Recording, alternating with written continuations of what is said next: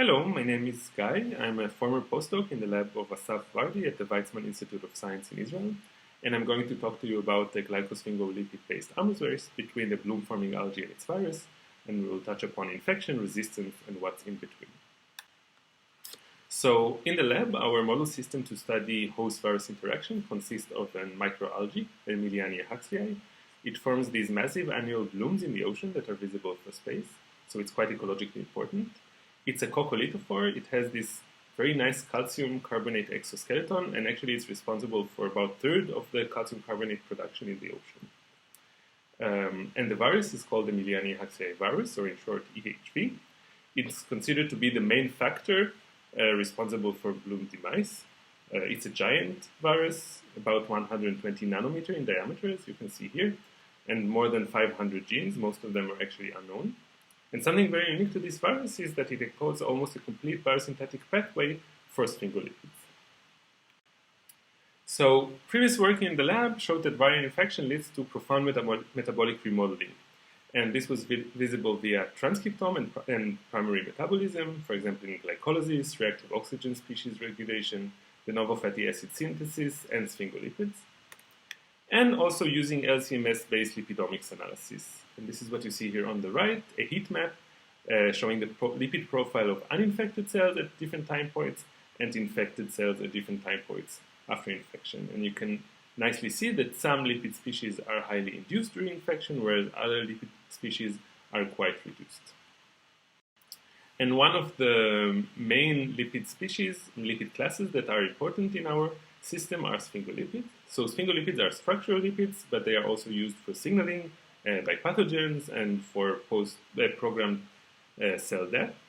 This is a structure of a glycosphingolipid, so it has this long chain base, or in short LCB, in red, which is connected to fatty acid and to a sugar head group moiety. And previous work done in the lab showed that actually the viral biosynthetic pathway for GSL is orthogonal to the host one, where the virus can supplement with its own genes, as you see here in orange. And the first gene, the serine palmitoyl transferase, is the rate-limiting enzyme. And already here we see difference between the two pathways, while the host enzyme specificity is for C16-CoA, producing a C18 long chain base. The viral SPT has a preference for C15-CoA, producing a unique C17 long chain base. And of course, during infection, the viral pathway is upregulated, while the host pathway is downregulated. And in addition, inhibition of the serine palmitoyl transferase of the virus can hinder the infection process.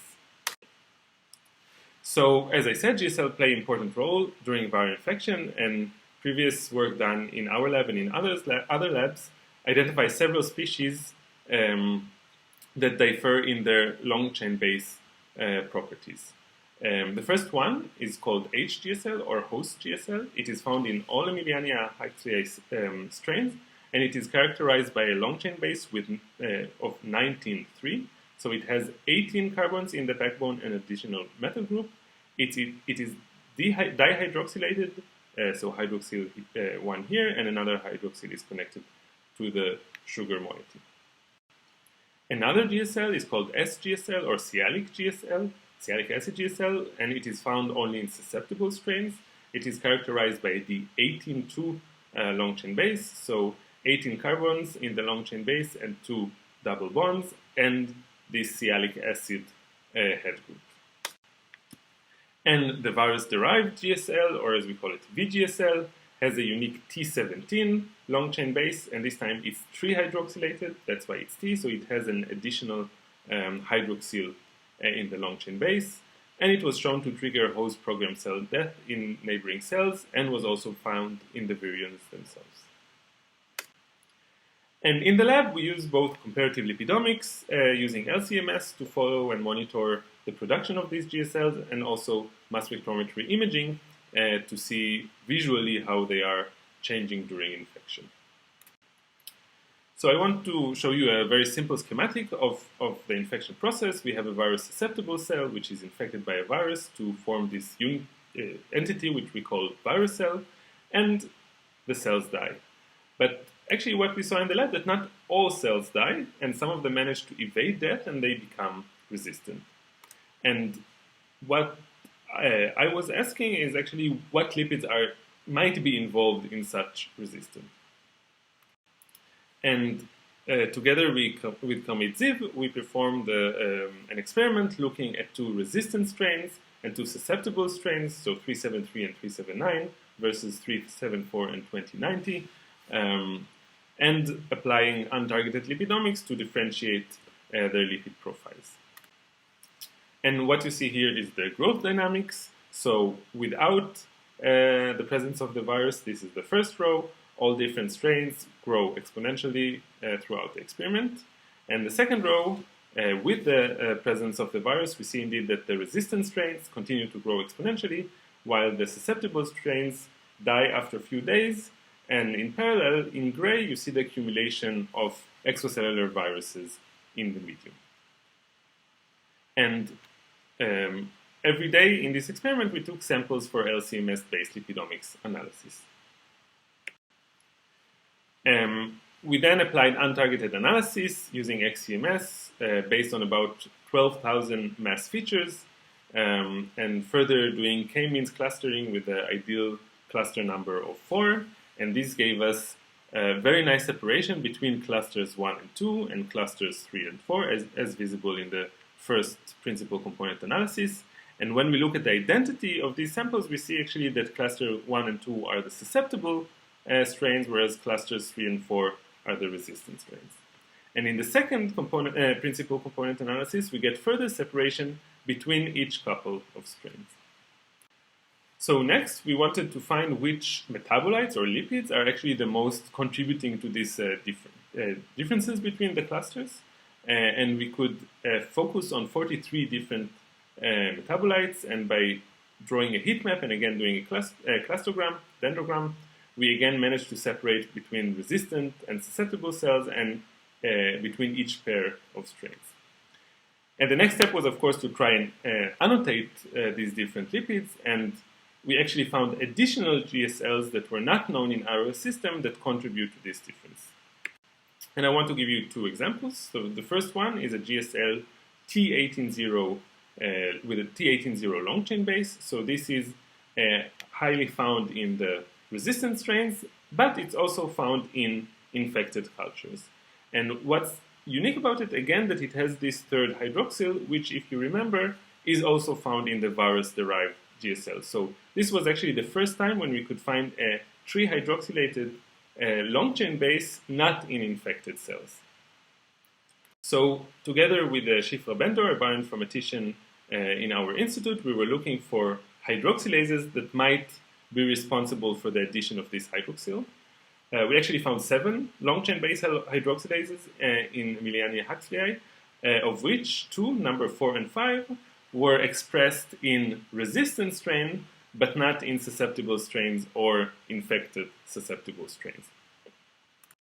And when we looked at the phylogenetic tree of all these hydroxylases, we saw very interestingly that both hydroxylases that are found in resistant strain are clustered together with the viral one. And this raises many interesting questions for the coevolution of these enzymes and in general for the arms race between Millenia huxleyi and the different strains and the virus itself. Another GSL is GSL D194. So it has 18 carbons, a methyl group, and 4 double bonds. And this one was actually only detected in the resistant strains, and that's why we also named it Res GSL for resistant. And also here we were looking at which enzymes might add this 4th double bond, which is not so common, and actually this is the first type that we find in our system. And again, we could find 2 such genes, number 1 and number 4. Again, they are expressed in the resistant strain, but not in the susceptible strains or during infection. And once again, one of them clustered closely with the viral one, although we actually don't we are not sure what is the role of the viral desaturase in the GSL biosynthetic pathway. So we had 3 known GSLs. We now have an additional GSL which characterizes resistant strains, and these were identified in our lab and in other labs in various methods. But of course, one of the main questions is what's their how are they present in the natural environment? And for that, we set to an experiment in Norway in 2018 in the Marine Biological Station close to Bergen. It's a mesocosm experiment, so we had 4 bags which we filled with water from the fjord, and we added nutrients to induce a bloom of a natural population of Emiliania huxleyi. And indeed, we got a nice bloom in all 4 bags, as you see here by the count of calcified cells. So we had 4 blooms and a demise. And when we looked at the viral proliferation, so specifically of EHV, and this is based on the major capsid protein, we saw actually that not all bags were the same, and they varied in their level of infectivity. So bag 4 was the most infected bag with high amounts of viral proliferation, whereas bag 3 was the least infected one. And together with Constanze Kulisch, postdoc in the lab of Asaf Vardi, we built a comprehensive chemical profiling pipeline for both intra and extracellular metabolites, as you can see here in this nice picture.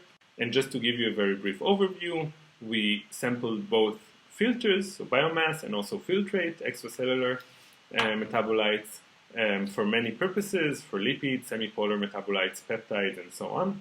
And I will talk to you now about the intracellular lipids, but I highly encourage you to listen to Constanze Kulisch talk about the extracellular metabolic landscape. So this is already available online, and the live session will be session 16 on Friday the 25th.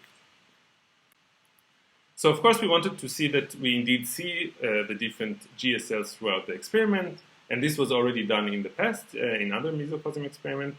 And if we look at the host, the HGSL, we very nicely see that it is found in all bags and corresponds to the bloom and demise of the population.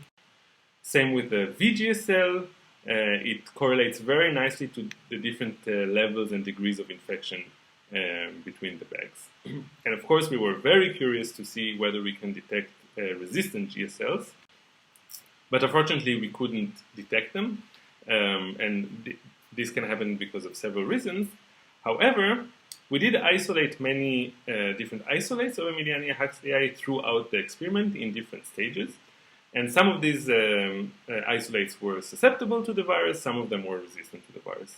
And when we looked at the lipid profile, we could see very nice correlation to what we saw already in the lab. So what you see here is a profile of a susceptible isolate, and here is a profile of a resistant isolate. So first thing, we see that all the resistant GSL and also the T18 GSL appear only in the resistant strain and not in the susceptible one. And additionally, the susceptible one has the common susceptible GSL markers like SGSL, which are absent in the resistant isolate.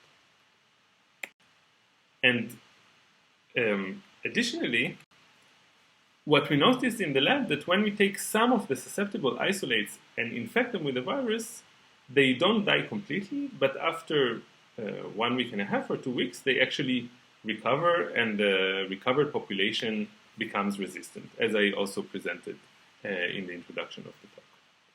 And now, when we compare the profile of the recovered isolates to the profile we already had, we saw very nicely that the recovered isolates are quite identical in their profile to the ones of the resistant. So if we look at the susceptible isolate and its recovered one, there's a very sharp shift in their lipid profile of the GSLs. And of course, this can happen either by having a resistant subpopulation that is there, or maybe it's the induction of resistance in infected cells. And these are still questions that we're very interested in finding out. And of course, also finding out what is the role of resistant GSLs in this system. So I want to summarize with this general scheme. We have glycosphingolipids, GSLs, that can vary in their long chain base and be found in different cell types. So starting from susceptible cells, when they are infected by a virus, their GSL profile will change. They will now start producing also VGSLs. But what we see, of course, is that resistant cells are also quite different, and they have now these resistant GSLs. And this is a very interesting plasticity, and we don't know if these are recovered cells after infection, if these were bystanders that sensed the infection and managed to switch their lipid profile to gain resistance. And with that, I would like to thank a lot Asaf Vardi, Constanze Kulish, Karmit Ziv, Shifra Bendor, Daniela Schatz, and the rest of the Vardi Lab. And thank you very much for listening, and I hope to see you in the online live session.